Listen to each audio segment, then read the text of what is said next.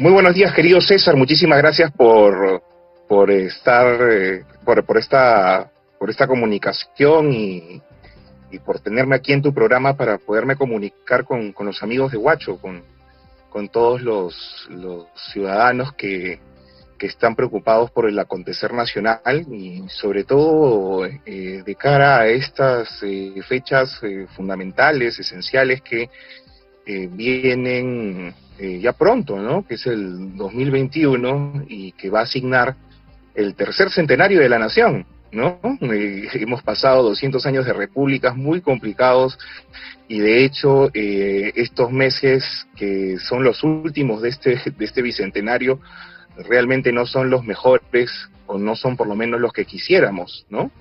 Y en ese sentido pues hay mucho que reflexionar, hay mucho que ver, ¿no? Así es, efectivamente hay muchos temas que conversar. Yo quisiera que en esta mañana, Renzo, pudiéramos un poco disertar sobre la tarea que nos toca, ¿no? Como APRA, como Alianza Popular Revolución Americana, para trabajar en el próximo, para trabajar, no para el próximo, porque, por ejemplo, te pongo un poco en contexto, ¿no? Se hablaba mucho de que la PEA, la población económicamente activa, estaba conformada en un 70% por los famosos informales, la mal llamado informal por nuestro amigo Hernando de Soto, a quien lo he dicho siempre, no estoy de acuerdo con esa forma de llamarlos, pero que hoy ya no es el 70%, ya tenemos estadísticas que están llegando al 90%, producto de la pandemia, producto de esta enfermedad que nos ha venido a asolar y que miles de peruanos han quedado sin empleo, más de 4 o 6 millones, se habla de 4, se habla de 6 millones, incluso la estadística ya no está muy clara aún todavía, ni siquiera la estadística de los muertos está muy clara, ¿no? Pero de que han perdido los empleos miles y miles de peruanos, esa es una realidad. Entonces, acá viene el tema, pero el peruano incluso se habla de 8 millones de desempleados, ¿no? Eso no quita de que esos desempleados no estén en la calle dinamizando la economía e incluso haciendo todo lo posible para buscar construir el futuro inmediato, que implica principalmente comer, que implica dormir, que implica necesidades básicas esenciales y que por supuesto el Estado es incapaz de poder reconocer. Y es un poco lo que hemos estado reflexionando en los últimos tiempos, ¿no, César? Así es, efectivamente. Entonces, esos 6, 8 millones de peruanos que han pasado a engrosar las filas de los informales, llamémoslo así, ¿no? Vamos así llamándolo así, porque obviamente, pero siguen de alguna manera, se están reinsertando en la economía de alguna forma, ¿no? Vendiendo sus salchipapas, ya eso estamos bien, aunque hay muchas restricciones, pero sin embargo el peruano ha salido a las calles a vender sus ropitas, vemos muchos más ambulantes, vemos más colectiveros, vemos, o sea, comienza a crecer, se comienza a dinamizar la economía de alguna manera. Entonces aquí... Así es. No, las sociedades no son estáticas, menos la economía, y en medio de crisis profundas, evidentemente el ser humano hace todo lo posible para subsistir, y más aún el peruano que ya conoce y reconoce de crisis económicas y de políticas, ¿no? E incluso hay algo que a nosotros nos sorprende muchísimo, y de hecho en las ciencias sociales y por supuesto también en el análisis económico, por ejemplo el esquema de Gamarra, ¿no? No quiero entrar en términos de cifras, datos que para poder observar fenómenos no son necesarios, ¿no? En términos estrictos, pero Gamarra nace en los años 70 con uno de los estados más elefantiásicos, más grandes, más gigantescos que pueda existir a lo largo de la historia del Perú. Y como producto de la gran migración, ¿no? Porque si como producto de... Exacto, producto de lo que Aníbal Quijano llamó el proceso de cholificación, esta integración, ¿no?, a la fuerza por parte de una estructura, digamos, campesina, del campo, en términos muy andino, ¿no?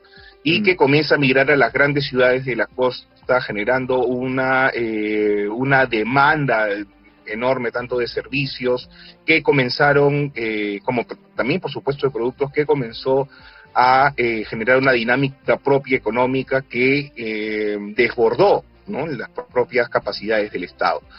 esta capacidad migratoria generó una serie de emprendimientos que, a pesar de que, que el Estado tenía una serie de componentes densos, con unos pesos enormes, con poca capacidad, con poca cintura para poder mirar este esquema, incluso de comercio, cuando, por ejemplo, el gran discurso estaba orientado a cómo se hacía para que el campo pueda tener una mayor riqueza, ¿no? En términos más bien de posibilidades tecnológicas, e incluso la gran reforma agraria, esta más bien terminó siendo una enorme decepción y comenzó a trasladarse al comercio incluso ambulatorio, algunos emprendimientos, por supuesto, ¿no?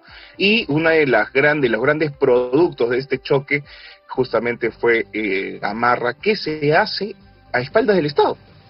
Así Es decir, Gamarra, emprendedora, comerciante, esta Gamarra pujante, esta Gamarra de emprendimientos, esta Gamarra de comercios no solo ambulatorios, sino, como te vuelvo a repetir, también digamos, grandes capacidades creativas en medio de crisis, no se hace con la ayuda del Estado, sino se hace más bien al margen de este, ¿no? En el momento más duro en que el Estado había crecido tanto y que no tenía...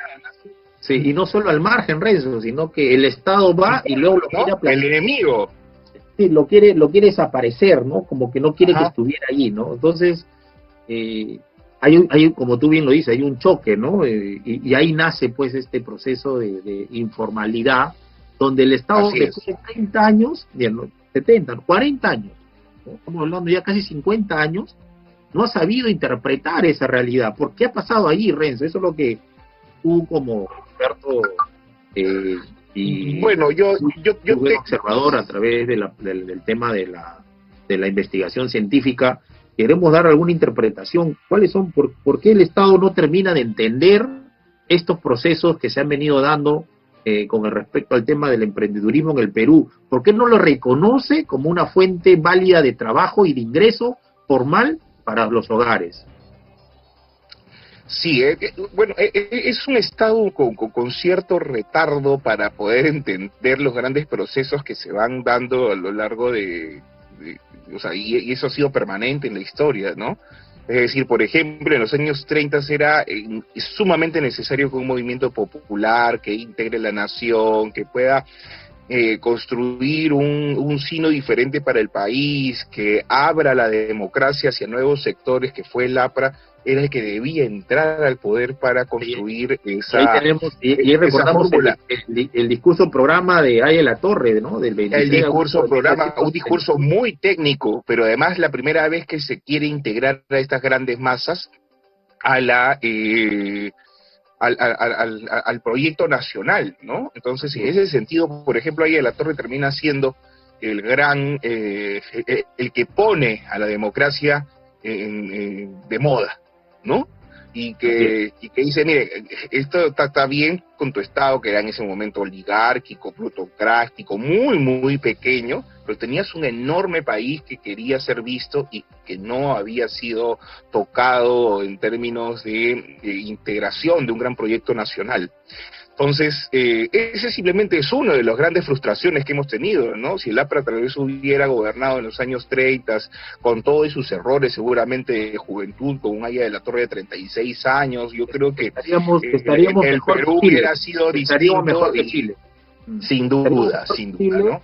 Porque hubiéramos hecho un gran pacto social y el Perú hubiera avanzado con sus errores, sus aciertos y desaciertos, como muy bien lo hizo Chile en el 45, ¿no? Que ellos hacen su gran pacto y hoy Chile nos lleva muchísimos años de ventaja, ¿no?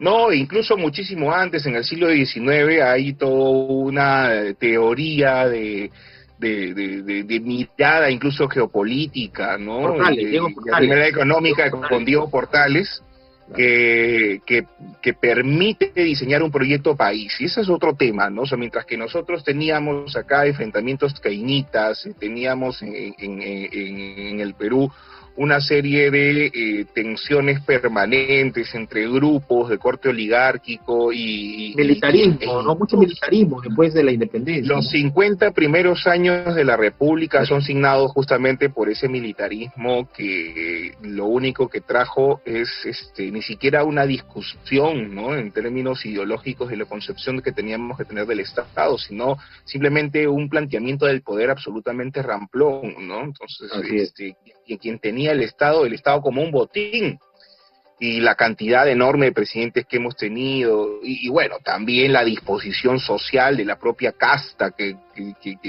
gobierna incluso hasta ahora nuestro país, que es casi la misma que se estableció en 1821, siempre estuvo un poco a la saga de todos los procesos de América Latina, ¿no? Mientras que ustedes recordarán que en 1821 ya habían pasado 10 años de que se reconociera la independencia de sendos espacios territoriales de América Latina. Lo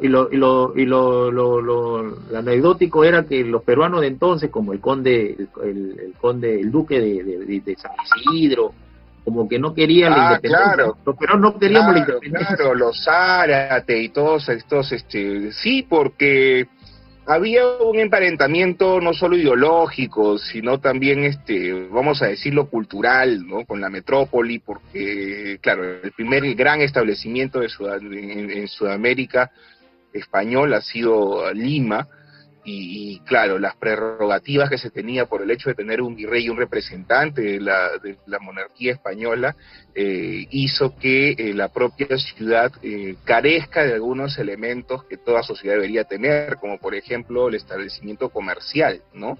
Entonces, acá tú tenías una clase casi parásita, monárquica, era una sociedad casi cortesana.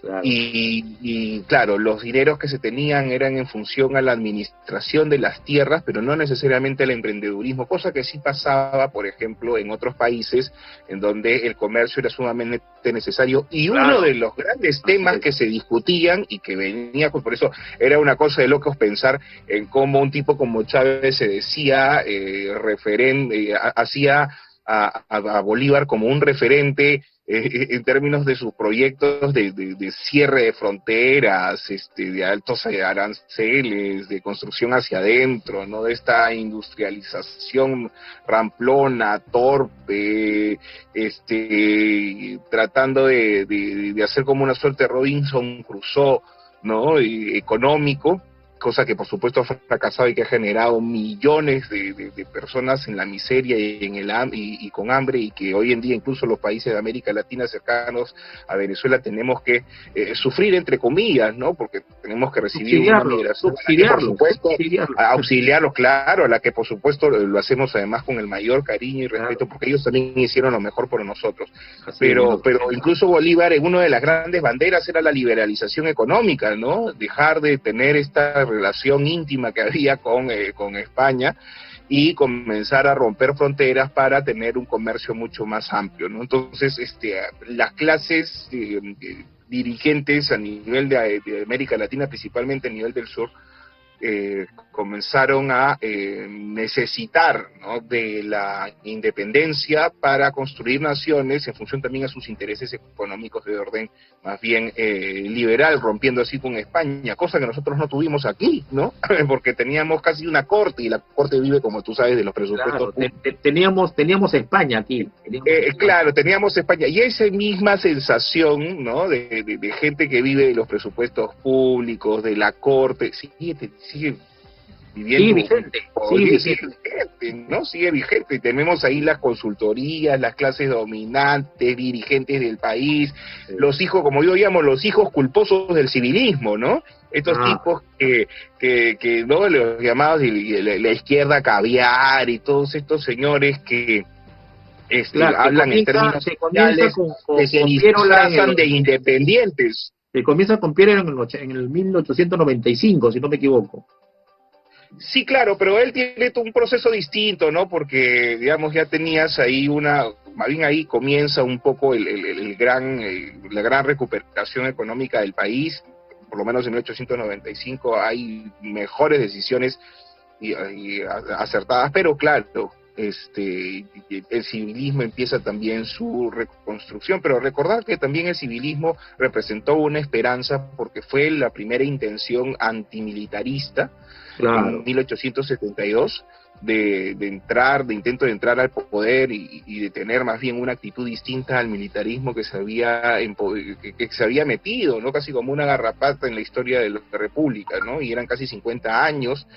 Hubo algunas experiencias interesantes, importantes. El propio Ramón Castilla, que gracias al dinero del guano pudo comprar la tranquilidad política de la nación en ese Claro, momento, tuvo no les que, a dio la través de la libertad, manumisión de sí, esclavos, sino claro, compró la libertad, no ¿no? es que no lo hizo por principio, ¿no? No dio Simplemente por lo hizo principio. porque necesitaba pagar pues a todos estos patas que estaban ahí y además Claro, para también pero a partir de esa compra de negro de María Castilla, aparecen los nuevos enriquecidos, ¿no? Los nuevos claro, pero potenciales. esa compra, la compra de deuda que se inventaron muchos, ¿no? Recordarás que Bolívar y San Martín, para poder sostener los ejércitos, tuvo que echar mano de una serie de propiedades y cosas. Claro, todo el mundo comenzó a inflar sus cuentas. No, a mí no me quitaste 10 ovejas, a mí me quitaste 500, por si acaso, ¿eh?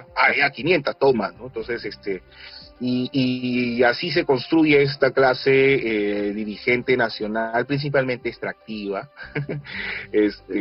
y que bueno, al final, de pasados 200 años, sigue vigente, ¿no? Pero a lo que iba es que estos primeros 50 años de militarismo generó un proceso también, claro, de hartazgo, y ahí nace el Partido Civil como una alternativa, ¿no? Incluso discrepando también con las formas militaristas, y el presidente Pardo, que fue un presidente interesante, ¿no? Bastante culto, un personaje de lujo, Manuel, estuvo ¿no? Manuel demasiado en Pardo. Europa, Ida Valle, ¿sí? Y lo que sí tenemos es, claro, un intento de proyecto de república, pero también fallido, ¿no? Él además había sido también alcalde de Lima, ¿no? Y Sí. incluso también atravesó una serie de plagas y lo que podríamos llamar una serie de pandemias, ¿no? En aquella época, y hubo incluso un rebrote bubónica también. Bueno, un tipo interesante, pero el proyecto no llegó a cuajar, ¿no? Pero también había muchos problemas. Entonces, incluso en el primer proyecto civil, el año 72, hubo un intento también de insurrección militarista, pero que el pueblo supo callar, ¿no? Que fue la insurrección de los hermanos Gutiérrez, que Cuatro terminan hermanos, ¿no? matando al presidente Balta. Claro, falta, claro. Así es, Eran cuatro hermanos. Uno de así ellos es, quedó vivo. así es, así es, Tomás, Marcelino, Marceliano, Sí.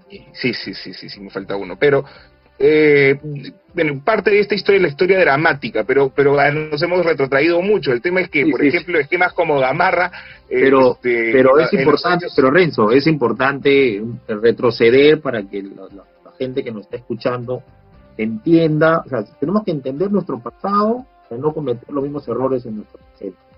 Entonces, pero es importante conocer la historia real, porque lamentablemente en los colegios nos han contado una historia que es totalmente distinta a la que ha ocurrido, ¿no? Y hoy Tomás los caviares, Silvestre, ya me acordé, perdón. y hoy en día, pues, los caviares están redescribiendo la historia aún todavía, ¿no? O sea, nos están contando Ese es otro problema, ¿no? no, Que tiene la historiografía peruana, en general toda historiografía, ¿no? O sea, los vencedores pues son los que te dan su versión de los hechos, y lamentablemente los que no tienen un peso específico en la intelectualidad, en la academia, no pueden dar su versión de los hechos, ¿no? Entonces es un poco lo que han querido hacer con... e incluso hoy más que antes, ¿no? Porque antes, por ejemplo, la cultura era la gran esquina por donde se podían crear las versiones, ¿no? Pero hoy en día ya no solamente está la academia ni la intelectualidad, lo que hay es un aconchabamiento muy oportuno, muy conveniente por parte del poder de turno, con medios de comunicación y opinadores, ¿no?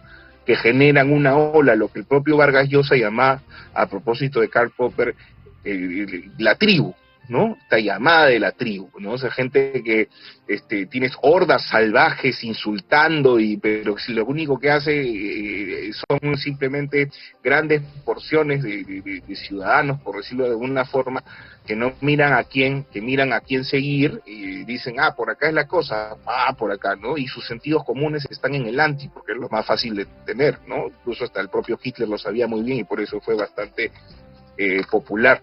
Y claro, guiados por esos sentidos comunes antiapristas, antifujimoristas, ¿no? Han generado pues estas hordas salvajes de linchamiento, ¿no? Mediático, y con eso han podido lograr generar una versión de los hechos que distancia mucho de la realidad, ¿no? Por ejemplo, de las importantes alcances que pudimos tener en nuestro segundo gobierno, que termina siendo aplastado por esta versión que no se condice con la realidad, por supuesto, de que el APRA es un partido de corrupción, un partido incapaz, un partido que no supo generar condiciones, o que solamente la estupidez más grande, ¿no? Eso sí me indigna, ¿no? Alan García fue simplemente un administrador de oportunidad de precios altos, ¿no? O sea, no hubo creatividad, no hubo impulso, no hubo política, no hubo nada, ¿no? Entonces vinieron los dineros y solitos se gastaron, ¿no? Entonces, una estupidez, ¿no? Una estupidez que no tiene mayor... y se repite, ¿no? Uno ve que repite. El otro día yo escuché a un sobrino mío que tiene 21 años, que está en la Universidad Católica, mi universidad, ¿no? Diciéndome eso, ¿no? Y fue una cosa que a mí me sorprendió. Le dije, mira, ¿sabes qué? Ya no le dije nada. Mira, ¿sabes qué? Mira estos cuadros. Y le pasé unos cuadritos que tenía ahí. Esto es, ¿tú crees que solamente por por el efecto de la gravedad económica, porque simplemente llegaron unos dineros, los dineros se gastan solos? No hay capacidad de estadista, no hay capacidad para poder gastar de manera inteligente. Pero solamente habría que poner el ejemplo, Renzo, de que los gobiernos regionales regresan el 50-60% del presupuesto porque no lo saben gastar. Y eso es capacidad de gestión. O sea, plata hay, ¿no? Plata hay, pero lamentablemente no, los gobiernos regionales no lo saben ejecutar. Y eso es justamente lo que tú dices, capacidad de gestión. Porque no solo basta con tener la plata, sino saber en qué invertir, cómo invertir, qué proyectos realizar. Y de gestión política, querido César. Así es. Porque mira, hemos tenido economistas, ahí está el señor economista de Harvard, ¿no? El señor Toledo, y con él nos redujimos la pobreza a 20 puntos, ¿no? E incluso la deuda pública tampoco digamos, superó o se bajó significativamente. Lo hicimos nosotros, de 24% a 20%. Ahora esta señora lo están llevando a 39%, o sea, una locura, ¿no?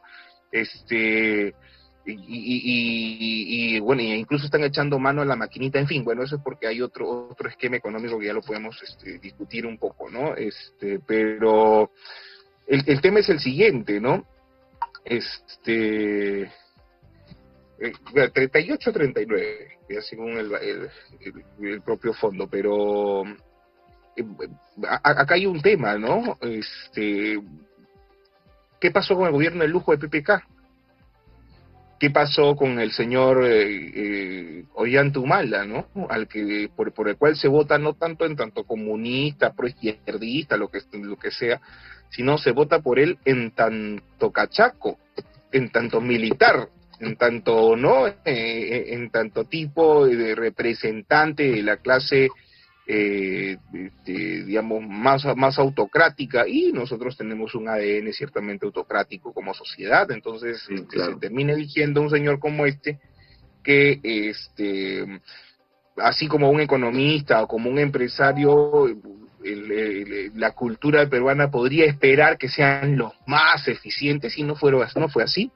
El Perú creció como creció gracias a un político, gracias a un estadista, gracias a un tipo que supo entender las cosas y entender las oportunidades y con ese pragmatismo lúcido que tenía, comenzar a generar toda una estrategia de desarrollo. Yo diría casi creó un modelo de desarrollo que constó básicamente en el gasto en la gran infraestructura, en democratizar el gasto público a través del shock de inversiones en gobiernos locales y regionales, haciéndolo de manera eficaz, además que los gobiernos locales y regionales no lo hayan hecho de manera más interesante, importante, y eso ya es un problema que está además pendiente y tiene que ser una reforma también política y económica que ahí hay que atender.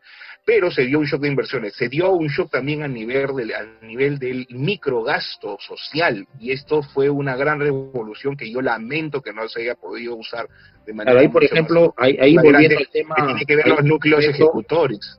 volviendo al tema del micro, de la microempresa, ahí, por ejemplo, a través de FONCODE se creó la compra Mi Perú, ¿no? Que básicamente se le daba mucho apoyo al microempresario, ¿no? Y se dinamizó el tema de la microempresa realmente, porque hoy todavía el programa existe, pero prácticamente lo han tergiversado, ¿no? O sea, el nombre persiste, pero la forma de la operación ya no, tanto así que... Y cuando tú ves, por ejemplo, a nivel de eso, ¿no? Cuando uno habla de microempresarios, hablas de emprendedores, lo que estás haciendo es que existe un dinero que se está invirtiendo con valor agregado, con creatividad, y no solamente para la subsistencia. Ya vamos a hablar un poco del esquema que conversamos la otra vez, ¿no? Esto que hemos llamado supérstites y los emprendedores, esta diferencia, la responsabilidad que debe tener el Estado, un Estado de la concepción aprista, ¿no? No un Estado que se mantiene con los brazos cruzados, con montos de dinero que llega del extranjero, con precios altos, pero que no hace nada, ¿no? No. Estamos hablando de un Estado que se dinamiza, que gasta, que hace infraestructura, que genera núcleos ejecutores y que ayuda. Claro, y que en vez de promover, capacitar, trasladar tecnología al microempresario, lo que hace es lo persigue a través de la municipalidad, la ciudad, lo castiga, lo cierra, ¿no? Así es. Y hay un dato muy importante porque, por ejemplo, cuando uno mira las cifras y dice, bueno, no se creció como se creció, y hablan, no, sí, y el chorreo, ¿no? El famoso trickle down, ¿no? Que solamente hubo crecimiento económico, pero oye, un momento, hace poco salió un análisis económico sobre el crecimiento en los últimos años, y cuando uno ve las estadísticas entre 2006 y 2011, incluso los índices de desigualdad se redujeron enormemente y de manera más radical en el segundo gobierno aprista, así que no fue tan trickle down ni goteo, sino más bien fue un crecimiento inclusivo que pudo generar una cantidad enorme de puestos de trabajo, pero además no solamente exportaciones de orden tradicional, sino también el crecimiento de exportaciones no tradicionales, lo que implica también un esfuerzo de emprendimiento y de ayuda justamente a la empresa, que implica, como te digo, creatividad, valor agregado, puestos de trabajo. Entonces, Renzo, y ahí viene el tema de la inversión productiva, que no es la infraestructura productiva, perdón, que no es lo mismo que infraestructura, porque la infraestructura productiva tiene que ver con grandes carreteras, caminos, centrales hidroeléctricas, reservorios, canales de irrigación, pero dentro de un sistema que permita la exportación, porque una de las cosas que creció enormemente fue la exportación, y ahí todavía tenemos pendiente hoy el tema de Maje Siguas 3, tenemos pendiente Chavimoche, tenemos un montón de proyectos de inversión que no se ha terminado, que lo ponen en agenda, lo he estado siguiendo, lo ponen siempre en agenda, pero hasta el día de hoy todavía no hay nada en concreto, ¿no? El tema del pesca artesanal, por ejemplo, tenemos los famosos varaderos, los desembarcaderos pesqueros, que ha estado lleno de corrupción, que hoy, por ejemplo, en el caso de Huacho, aquí nomás que estamos hablando Huacho, Supe y en Cañete, han quedado prácticamente estancados porque está lleno de corrupción. Y están duplicando, triplicando la inversión inicial. Entonces, esas cosas, la infraestructura productiva no se está dinamizando tampoco. Entonces, va a llegar un momento en que la microempresa, claro, siempre va a estar ahí, porque como hablábamos el otro día, ¿no? El pueblo supérstite, el pueblo sobreviviente, siempre se las arregla, ¿no? Siempre se las arregla. No, y eso iba con el tema de Gamarra, pero bueno, nos fuimos hasta la independencia, Sí, pero regresando. o sea, el tema de Gamarra es que justamente es un ejemplo de eso, ¿no? Estados elefantiásicos, gigantescos, torpes, que nunca miraron el proceso migratorio en términos del comercio, de cómo iban avanzando, ¿no? En sus propios esquemas de supervivencia, llegan a esta parte, ¿no? En donde ya terminan reconociéndose como un espacio, como un emporio en principio, y un deseo de formalidad como uno de los grandes, digamos, uno de los grandes retail, si se puede decir, ¿no? O el Casi primer retail, ¿no? a nivel mundial, ¿no? Es reconocido y eso no se hizo gracias al Estado, se hizo más bien en contra de ¿no? Así Claro, es. de ahí vinieron unos políticas Se hizo a pesar del Estado. A pesar del Estado.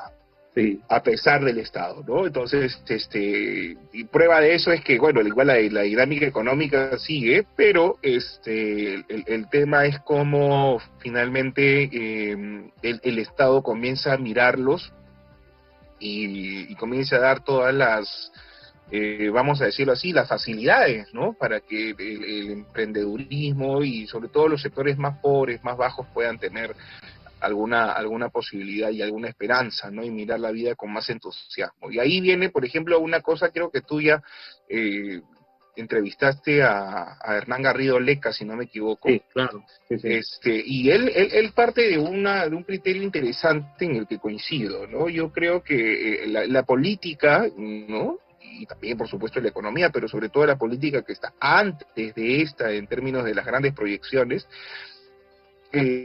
tiene en la semiótica, en la construcción de conceptos, ¿no? En la semántica, en los semas, en las palabras, una enorme herramienta, ¿no? Llamar a las cosas con determinados nombres delimitan, ¿no? Que estos conceptos puedan ser usados y orientados justamente a los proyectos que uno quiere construir. Entonces, ¿a qué me refiero? Por ejemplo, ¿no? Antes de entrar, para ser un poco más didácticos, no sé si todos conocemos qué significa el bullying, ¿no? Uh-huh. Todos conocemos qué significa bullying. Bueno, pero antes de que se construyera esta palabrita, todos conocíamos y reconocíamos que había un problema en el colegio, uh-huh, pero que no era tan problema, era más bien casi una cosa natural. Normal. Claro, que la violencia ejercida contra una persona que no tenía las condiciones para defenderse y porque, bueno, en fin, carecía de, no sé, de cierta consistencia emocional, el típico lorna del salón, ¿no? Era sujeto de violencia y habían unos abusivos ahí que, ¿no? Y casi el salón era abusivo, y aplicaban, ¿no? Esquemas de violencia contra este sujeto en el colegio. Entonces, cuando uno se refería a ese esquema de poder abusivo, uno decía el lorna del colegio. Sí. La culpa era del lorna del colegio. Para que veas cómo estamos, que ni siquiera el castellano, o que el castellano no sé hasta qué punto no reconoció esta situación, y tuvimos que importar, ¿no? Esta voz inglesa del bullying, para poder entender que el violentado no era el que tenía la culpa, sino el violentador, claro, el que ejecutaba violencia contra la persona, y ahí es donde viene el bullying, y ya para todos nos queda claro que cuando se habla de bullying se habla de una persona que es violentada y un violentador, y que además la culpa es del violentador y no del violentado, mientras que antes la culpa era del sonso que no se defendía, ahora es de aquel que aplica violencia de manera abusiva a través de este concepto. Decíamos, no seas sonso, ¿no? Defiéndete. No seas sonso, defiéndete, ¿no? Y el pobre, ¿no? El Lorna del salón llegaba a su casa y encima le pegaba a su papá, ¿no? Porque decía, oye, defiéndete, papá, ¿por qué te dejas, no? Entonces, es que cruel realmente, ¿no? Pero recién nos damos cuenta de esa crueldad, ¿no? Antes era una cosa normal. Pero gracias a este concepto pudimos entender las cosas. Entonces, En ese sentido también Hernán creo que tiene una serie de mensajes interesantes que habría que recoger y complementar con lo que habíamos comentado, ¿no? En principio estamos hablando ya no de la formalidad, sino de una normalidad económica, y un análisis que nosotros hacíamos también, César, era que ¿quién es más informal finalmente, no? ¿O todos los Claro, formales son recontraformales? claro, ¿No hay acaso visos de informalidad incluso en gente formal? así es. ¿Acaso cuando se hacen las inspecciones laborales en el propio McDonald's, si se hicieran, no se hubieran evitado este tipo de cosas que pasaron Así con es. estos chicos que se murieron, ¿no? La gran empresa suele ser informal, como la mediana. Así es, O hay sea, lógicas es muy, informales, así que así es, decirles informal a un sector para decirle formal al así otro es. también es algo que no está Claro, bien. no, no, Pero sí no hay se una aplica, clase, no se aplica, ¿no? No, así es, pero hay una normalidad económica porque es la mayor parte de la economía del país que se mueve a esas alturas y en la que el Estado debería comenzar a y pensar. de los años 70, que viene la gran migración con este gran emporio de Gamarra, no hemos sabido interpretar esa informalidad, esa mal llamada No se ha informalidad. sabido integrar y no se han sabido tampoco orientar los servicios básicos de la nación, ¿no? O sea, es decir, o del Estado, desde el Estado, ¿no? Con una intención nacional, ¿no? Porque toda infraestructura ha debido pasar por un esquema Y de esa, nación, un proyecto. y ese es justamente, Renzo, discúlpame que te corte ahí, ese es justamente lo que nosotros venimos diciendo que es la gran tarea del APRA. O sea, consideramos, el APRA siempre, en los últimos años, ha sabido interpretar muy bien la realidad nacional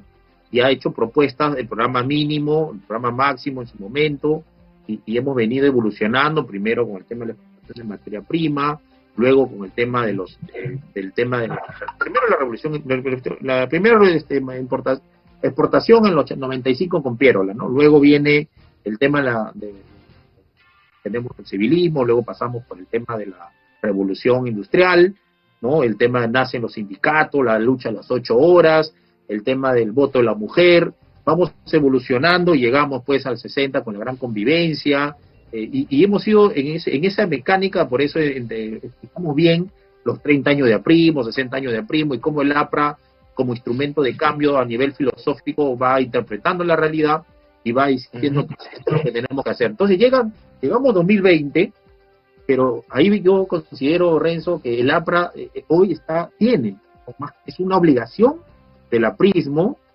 saber interpretar esta nueva realidad, ni siquiera es nueva, porque esta realidad ya viene de los años 70, y decir, no, oye, ¿cuál es la propuesta del APRA con respecto a este gran pueblo superno, a este gran pueblo emprendedor? ¿Qué es lo que tenemos que hacer? Lo que venimos un poco conversando, lo que tomamos con el concepto de que Acuña, Garrido, que me parece también coincido con él, así como tú, en los temas, pero ¿cuál es la propuesta? ¿Cuál esta es la tarea fundamental del aprismo en tiempos de hoy, ¿no? Ajá. Que es imperativo que lo pongamos nosotros en agenda y que hagamos un frente de lucha para reivindicar a ese gran pueblo super.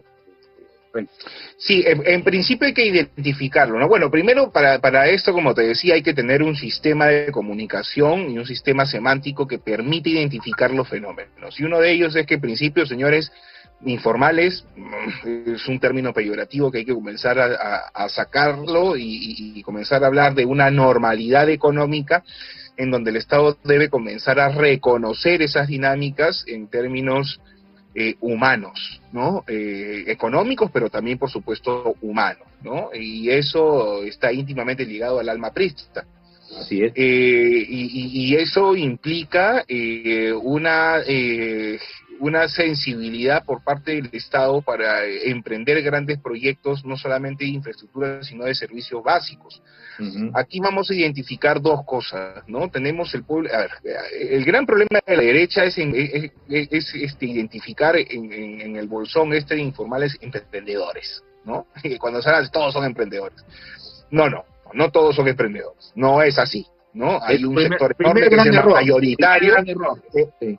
que el primer gran error, ¿no? Es un enorme sector mayoritario, gente que es de pueblo, que es el pueblo que tiene hambre, que tiene que comer, que quiere trabajar, que quiere supervivir, que vive el día a día, y hoy en día ese pueblo se ha agrandado, ¿no? Ha aumentado enormemente. Ese pueblo no hay que llamarle emprendedor porque no está emprendiendo, porque ese pueblo no está en Está este sobreviviendo, momento. está No, sobreviviendo. claro, porque el emprendimiento requiere un ejercicio creativo, un Hay un proyecto, ejercicio hay un de proyecto, hay un reflexión, un proyecto, objetivo, hay una si no a inversión. largo plazo, por lo menos, exacto, de inversión, de ponerte con tranquilidad. Entonces, no, este es un pueblo que necesita comer y que vive el día a día, ¿no? Así es. Que están permanentemente subsistiendo, ¿no? Viven, ¿no? Y para vivir necesitas cosas elementales. Esas cosas elementales tienen que salir de donde sea, ¿no? Y ahí está el público ambulante, estos señores que venden cositas así en el día a día del golosinero. ¿Se me escucha? Sí, sí, claro, adelante, sí, sí, perfecto. Entonces, Claro, lo que el quiero señor decir que es que está acá en vereda, ¿no? El que está en su vererita, que saca su. así es Sí, la sí, veredita y que y que ha aumentado contundentemente. Bueno, claro. ese sector no puede llamarse pues emprendedor, ¿no? A ese sector hemos convenido llamarle ese sector supérstite, ¿no? Supérstite, es este sector sobreviviente al que el Estado debería mirar con ojos y saber, por ejemplo, incluso en términos de la pandemia también hay otra crítica que ya la vamos a hacer, ¿no? O sea, en qué momento el Estado está sabiéndose esclerotizado, no convocó a otros sectores de la sociedad para justamente atender a este sector, ¿no? Muchas muertes y muchos contagios se hubieran evitado si es que el propio Estado hubiera podido convocar, por ejemplo, para efectos de la pandemia, al sector privado desde un inicio, si se hubiera tenido más bien una cuarentena más equilibrada, no tan cerrada y absurda, solamente con contenido politiquero, pero cero contenido técnico, haciéndose llevar por las Claro, hordas. Yo estaba de por acuerdo ejemplo, con Renzo, la cuarentena. Sí. en vez de tomar sus grandes padrones de base de datos para darle el bono, yo hubiera ido primero a todas las calles y lo hubiese empadronado a todo ese señor que está en la calle y a ese le hubiera dado su bono Ni siquiera y hubiera tienes, sido más eficaz. o sea, sí, claro, pero también está el FOSE, ¿no? Que es un impuesto solidario que se paga para el tema energético y que es sumamente efectivo, ¿no? Y ahí y nunca se tocó ese tema, ¿no? La iglesia Este, es católica, también ahí tienes la Claro, iglesia por ejemplo, yo soy un enemigo de que la iglesia o cualquier iglesia o cualquier sector religioso se meta en los asuntos del Estado. Sin embargo, uno no puede negar de que la iglesia, tanto católica como otras, tiene su evangélicas, organización. tienen su propia organización, pero además tienen una legitimidad enorme, enorme, ¿no? Entonces, ahí me faltó el, el tema del sector privado, ¿no? Luego tienes el tema de las iglesias, luego tienes el tema de las organizaciones populares, ¿no? Tienes el tema de las organizaciones populares, tienes y Por ejemplo, ahí tienes comedores populares, ahí tienes organizaciones de base, juntas vecinales, organizaciones de comerciantes, en fin, que todo los, lo que que los, implica que los organización futbolistas social que lo debió. trabajaron bastante bien el tema de los comedores populares. Ya hubiera un comedor en cada barrio El y comedor popular debió pensarse eso al mes siguiente, porque toda esa gente supérstite que hemos hablado sale a la calle para vender cosas para subsistir, César, así es, el para día a día, comer, así es. para el día a día. Entonces, y por último, hay un tema que es importantísimo, que es el gran tema de la confianza, ¿no? Y para eso este señor debió convocar no solamente a sus técnicos de izquierda, al señor Zamora y todos a los que han hecho tropelía y media dentro del Estado y que han destruido, ¿no? Todo y que han generado las muertes que han generado.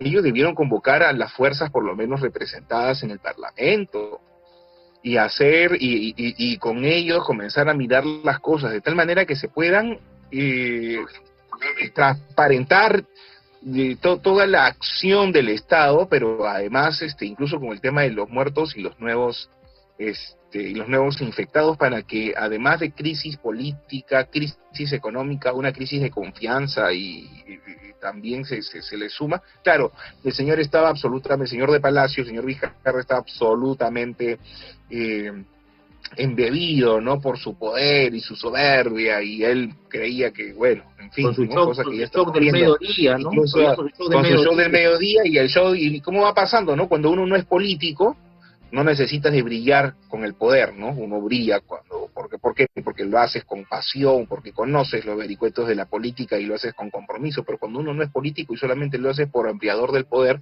ahí está, se te va el poder y se te va el brillo. Y no sé si viste ayer al señor Vizcarra, pero ya era un tipo que incluso con rostro culposo, ¿no? Sí. Ya no es el mismo Vizcarra de antes, hasta la nariz se le ha caído más, entonces, es como, ¿no? Estaba con cara de Viernes Santo. Entonces, ya no es, y ahí están las consecuencias del señor. Bueno, Bueno, pero a lo que voy es que hay un sector que es identificable y al que las políticas de coordinación, incluso pandémicas, o a nivel de la pandemia, desde el Estado, hubieran podido ser sumamente interesantes para amainar, mellar un poco los efectos, ¿no? Entonces, acá hay que mirar las cosas en términos muy serios, porque ese pueblo supérstite también no solamente come, sino también busca salud, busca educación. Hay servicios básicos que tienen que mejorarse y, claro, ahora estamos en contextos de pandemia y una deuda enorme, pero no hay que dejar de pensar en que hay que orientar, por ejemplo, el tema de el propio SIS de manera universal con mayor eficiencia, ¿no? La gente, por ejemplo, mira en la farmacia una posibilidad de un hospital, ¿no? Por ejemplo, una de las cosas que a mí en pandemia me generaba una desesperación y casi claustrofóbica era pensar cómo en el caso me desesperaba, ¿no? ¿Cómo era posible que en contextos de pandemia la farmacia cerrara? sí. Cuando las farmacias en el sector popular no son solo farmacias, es el médico. Yo sé que son técnicos en enfermería, incluso simplemente venden pastillas nada más. Sí, claro. Pero el solo hecho de estar ahí, o sea, mucha gente no se va a atender por falta de tiempo, porque la cosa es burocrática, porque irse a un hospital, en fin, es un problema. Vas donde el señor de la farmacia le dice, me duele la garganta. ¿Qué cosa tomo para la garganta? Y ahí está el señor que se vuelve médico, ¿no? Está ahí, ¿no? En la caja, se vuelve médico y te recomienda. Y te evita. Bueno, de pronto no es lo mejor, pero por lo menos es un espacio que permite aligerar un poco la carga en la administración de la salud, y ni siquiera eso se pudo hacer. Entonces, todos sabemos que en ese nivel mucha gente simplemente va al señor de la farmacia a decir, oye, tengo acá incluso problemas mucho más fuertes, pero preguntan y ya, pues ya tienen, y te dan la pastillita, y en fin, ¿no? Ya puedes ya avanzar, ¿no? Entonces, pero bueno, en fin, ya cosas que así pasaron, y este pueblo superte necesita en principio de servicios básicos urgentes, ¿no? Servicios básicos urgentes. Lo otro que tenemos que pensar es que ya hay ciertos negocios, ciertos rubros chiquitos, pero que son permanentes, están los emolienteros, está el tema de, por ejemplo, sus propios domicilios, ¿no? ¿Dónde domicilias a esta gente? Esta gente no es que no quiera tener, estos compatriotas no son gente que quieran escabullirse de las responsabilidades con el Estado. Lo único que quieren es que los dejen trabajar. Pero si trabajan en espacios ambulantes, pero más o menos sabes cuáles son sus recorridos, ¿por qué en vez de que ellos vayan a la SUNAT, por qué no vas tú a ellos? ¿No? ¿Por qué no recoges ahí su propia experiencia y haces que efectivamente tenga una posibilidad incluso de tributar y tener un esquema más bien a través de su DNI y no a través de su dirección, ¿no? Es decir, por ejemplo, ¿no? Deberíamos pensar en que todos los DNIs deberían contar en principio con un correo electrónico para el Estado, y tener como una suerte de una gran intranet para que el DNI sea la gran dirección del futuro. y a través de ahí, del DNI y de ese DNI, correo electrónico, de ese intranet, Renzo, para todos, el DNI electrónico debería debería tener un ser correo tu cuenta electrónico también bancaria. y una cuenta bancaria. Así es, debería ser tu cuenta bancaria en el En la Banco de la Nación. Banco de la Nación. Exacto. Que no sea, que no sea afectada ni por deudas ni por nada, simplemente para efectos de pago y de tus trámites con el Estado. Así es. Ojo. Entonces, claro, con ciertos montos, eso se debería de pensar, ¿no? Pero tu DNI debería estar, primero, en principio, adscrita a una gran intranet del Estado. Y en segundo lugar, debería ser una cuenta del Banco de la Nación. Todos los ciudadanos. De tal manera que tus trámites lo haces por ahí y tus responsabilidades tributarias y con el Estado. Esa es una forma de, entre comillas, formalizar el país entero. El país entero. Desde que naces, y desde que naces, y ahí hay un gran pendiente, por ejemplo, ¿no? Aparte del tema de los sistemas del esquema de inversión, por ejemplo, el tema a nivel de correos electrónicos, de esta gran intranet y sobre todo de tu cuenta de Banco de la Nación, creo que se haría muchísimo por formalizar. Ahora, evidentemente viene el otro esquema, ¿no? Yo sé que a los gobiernos regionales y sobre todo a los locales les faltan manos para poder fiscalizar, pero también a veces les sobra contundencia y tiranía para destruir todos los emprendimientos. Al final, en ese sector terminan siendo los grandes enemigos de los emprendimientos, ¿no? Les falta metodología, Renzo. No tienen método para hacer las cosas. Se vuelven tiranos, ¿no? Piensan que hay que perseguirlos, hay que encerrarlos, hay que pegarles, ¿no? O sea, hay un error ahí, ¿no? Totalmente equivocado la forma de cómo se hacen las cosas de la fiscalización. Tú ves, por ejemplo, en el tema de transportes, están los señores de los fiscalizadores de transporte y están como, parecen delincuentes, ¿no? Atrás del carro como delincuentes, ¿no? Entonces... Claro, cuando hay muchas cosas que hacer, ¿no? Y es porque detrás está esta lógica de corrupción, esta lógica, ¿no? Autocrática, y la lógica del show, ¿no? Nos hemos acostumbrado a que todo es redes sociales y de pronto es mejor la fotito de que te vean trabajando antes de que trabajes de verdad, ¿no? Entonces, ahí hay una serie de reformas que están pendientes y que deberían ser las que impulsen y mejoren este sector tanto empresarial como supérstite, porque al tener supérstites con mejores condiciones, tienes mejores clientes, tienes una ciudadanía mucho más activa que puede ejercer su peruanidad de manera mucho más, digamos, real, ¿no? Y sobre todo benéfica para los destinos económicos del país. Correcto. Renzo, muy interesante. Yo creo que siempre que no es la primera vez que conversamos, la primera vez que lo hacemos de repente vivo, pero conversamos permanentemente. Y por ejemplo, acá tenemos una pregunta, dice, ¿no? Un amigo de Guacho nos dice: ante la realidad de la pandemia, hay muchos pobladores que están sacando una mesita fuera de su casa para vender algo, ¿no? Pero que hablamos, sobrevivientes. Los que tenían un puesto en el mercado, los que vendían vestimenta y otra variedad diferente a los abarrotes. ¿Cuál sería la medida estratégica que se pueda plantear para que el Estado representado por los municipios ayuden a formalizarlos y sobre todo mejorar su condición laboral a nuestra población? ¿No? Creo que lo que venías conversando. Estábamos conversando un poco esto, ¿no? Iba un poco en función de esa situación. Yo creo que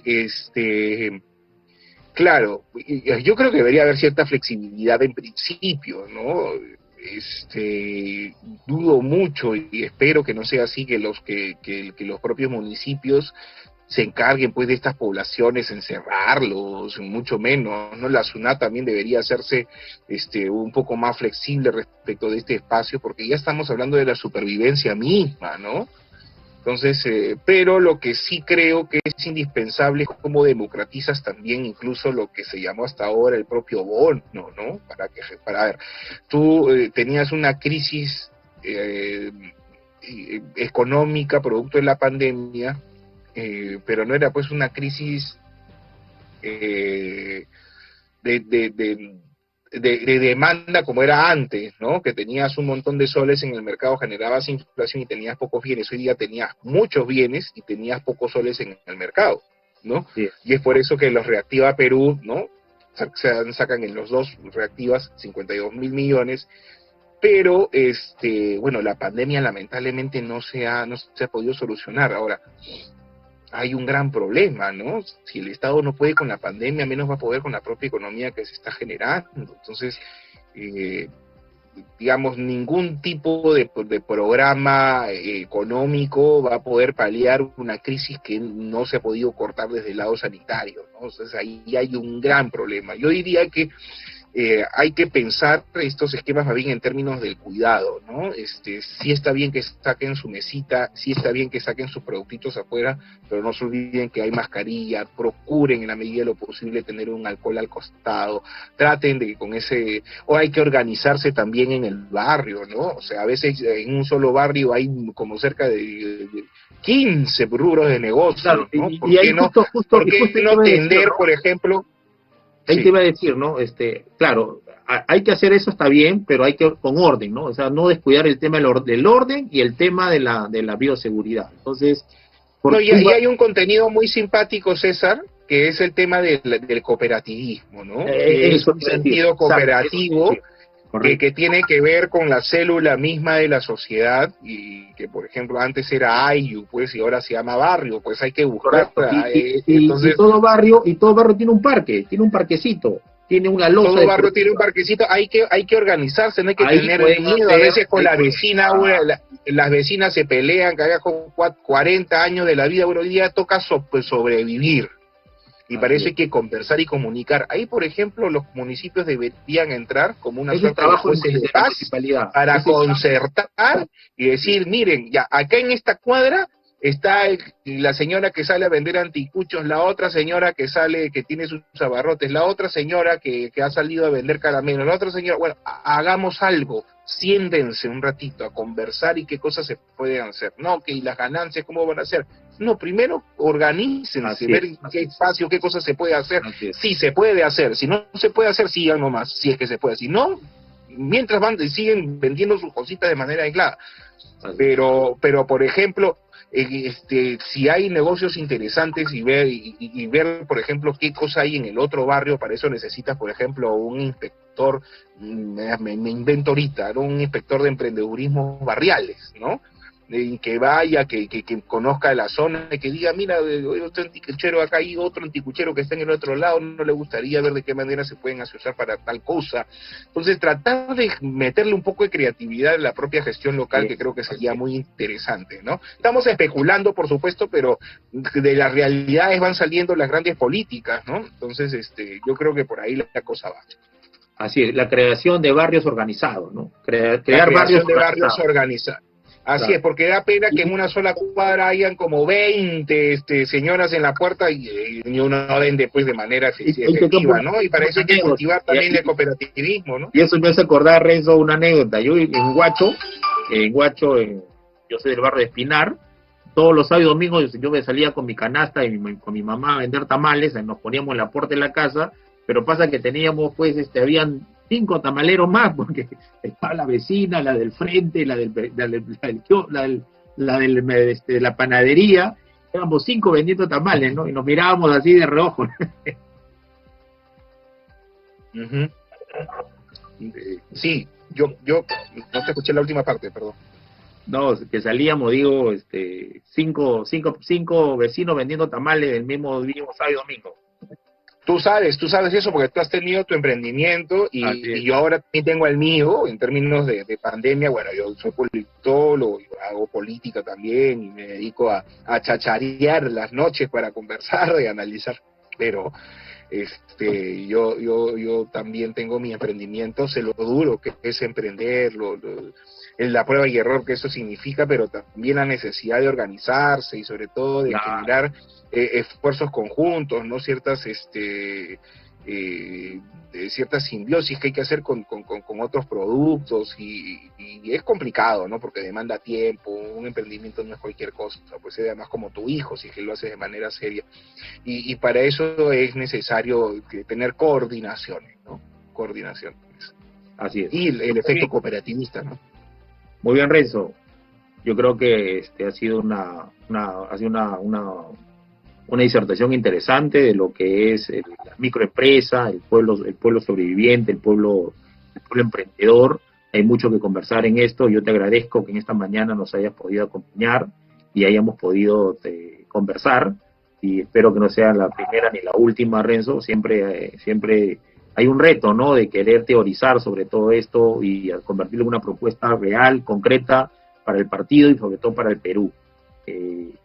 Yo quisiera invitarte a unas palabras finales, de qué le puedes tú decir a nuestra población huachana, a la gente que nos está escuchando, que nos viene siguiendo y que está muy ávida y que le ha parecido muy interesante esta entrevista, porque realmente hemos tocado un tema del día a día, algo que la gente hoy está necesitando y que es bueno que personas como tú, que conocen mucho la problemática nacional, los problemas, los podamos teorizar y podamos conversarlo, ¿no? Renzo, adelante. Muchas gracias, César, y gracias al pueblo de Huacho que nos está generosamente escuchando. Yo diría en principio que ante toda crisis, ¿no?, ante toda complicación de este tipo, siempre debe haber una sonrisa de por medio. Sánchez decía, para nosotros la amargura lleva en su seno las mieles del mañana. Es decir, eh, claro, hay una crítica, nos sentimos indignados, no nos gusta el señor que está sentado en Palacio, estamos seguros que eso pasará, como pasaron miles, y pasaron todos los tiranos y los antidemócratas y los mediocres, ¿no?, que simplemente medran del poder para hacerse un lugarcito del presupuesto público, ¿no?, y así con su mediocridad cebarse, ¿no?, a partir del drama y la tragedia del pueblo. Eso pasará, va a pasar, ¿no? Hay que tener confianza, mucho entusiasmo en el futuro, con mucha sonrisa, ¿no? Nosotros los apristas siempre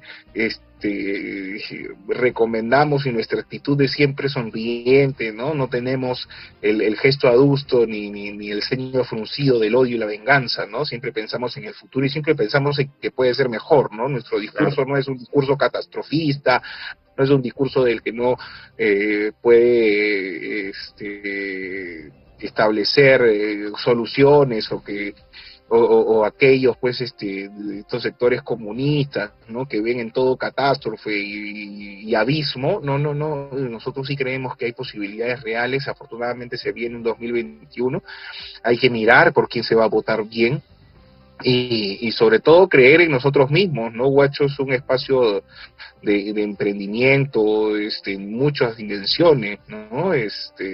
Y yo creo mucho en el pueblo huachano, que es un pueblo que también está bendecido por su propio territorio, ¿no? Claro, Su cercanía al propio mar, claro, su propia pesca, lógica de conocimiento de generaciones, ¿no? Incluso en términos culinarios, y todo esto va a agricultura, pasar, se va pesca, a ir, economía, así es. gastronomía. Así es. Entonces es una cultura riquísima que la única manera de poderlo utilizar en el futuro es justamente con una sonrisa, con mayor entusiasmo, con optimismo, sabiendo que vamos a salir adelante y seguir trabajando con mucha fuerza y por supuesto votando bien, ¿no? Una de las grandes cosas que están pendientes en términos incluso doctrinarios, diría yo, por parte del aprismo, es que y hace poco lo he estado comentando, ¿no? Y nosotros venimos pues de la famosa triada de la Revolución Francesa, ¿no? Libertad, igualdad y fraternidad. Pero resulta que la ciencia y las grandes discusiones políticas a lo largo del siglo XIX y XX han concentrado esta discusión en una suerte de péndulo entre libertad e igualdad, ¿no? Entonces está el liberalismo, el marxismo que se ha venido, digamos, entre uno y otro lado. ¿Por qué? Claro, tanto Norteamérica como Europa, que son los grandes discutidores de la ciencia formal en el mundo, no hicieron hincapié en la fraternidad porque ellos ya lo tienen pues superado, ¿no? A pesar de las grandes guerras que han tenido, la fraternidad, que en términos intelectualizados, politológicos, significa confianza, ¿no? Índices de confianza interpersonal, eso ya lo tienen ellos superado. Pero en países que en contextos como los de América Latina, y más aún en el caso peruano, los índices de desconfianza son enormes. Y la desconfianza que existe a nivel político es peor aún, ¿no? Tal vez así que hay grandes frustraciones, como por ejemplo lo que debió ser una enorme elección en los 90 con respecto a la corrupción que pasó y que la vimos, ¿no?, de manera asquerosa a través de los Vladivideos, no generó una lección a nivel de Estado, y y de sociedad, sino simplemente se cogió, ¿no?, la anticorrupción como un arma contra el enemigo, igual como lo que está pasando en el contexto de Lavajato, ¿no? Entonces, se pierden grandes oportunidades para poder construir la nación sin corrupción sobre la base del enfrentamiento gainita y usando la lucha anticorrupción contra contra el enemigo político, cuando con tema de la corrupción debió haber sido una enorme discusión nacional con proyectos concretos y no solamente con persecución política, o no con persecución política. Entonces, ahí va una gran reflexión, ¿no? La integración de la fraternidad como principio elemental, construcción de confianza, porque ¿cómo hacemos, por ejemplo, y con esto termino, querido César, que grandes experiencias como por ejemplo el segundo gobierno aprista, que sacó 20 puntos de la pobreza a la gente, que creó puestos de trabajo, que construyó infraestructura productiva, que gestionó caminos, veredas, pistas, núcleos ejecutores, que hizo que el presupuesto público pueda asentarse en las grandes mayorías nacionales, que generó índices los índices de igualdad subieron, y que no lo digo solamente yo, incluso, ¿no?, en términos de infraestructura, el gasto público a nivel de educación y sobre todo de salud, ahora que tanto necesitamos, subió tanto, pero que luego en los siguientes gobiernos no se hizo lo que se hizo. Es porque esta falta de fraternidad que alguna vez los fundadores del partido hablaban y se preocupaban mucho. En Italia se discute todo eso, hay un señor que se llama Antonio Baggio, que habla del principio olvidado sobre la fraternidad. ¿Qué implica justamente esto? Hoy día, en contextos de pandemia, en contextos en donde las redes sociales generan tanta discusión, ha vuelto sobre la mesa la gran discusión de la confianza y de la fraternidad, incluso en los pueblos más desarrollados, y creo que esa es una discusión que está vigente aquí en el Perú para construir finalmente un país que se proyecte no solo al próximo año, que es el 2021, si no se proyecta en 10, 15, 20, 30, 50 años, y para eso necesitamos un proyecto nacional.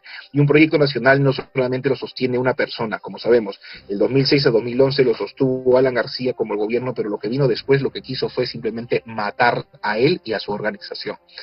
¿Y por qué? Porque no se entendió que se necesitaba un sistema de cosas que se sostenieran en el tiempo, y lo único que se ha sucedido hasta ahora es simplemente el retroceso de todos estos indicadores, porque no ha habido madurez política, y madurez política implica confianza, y confianza es finalmente fraternidad.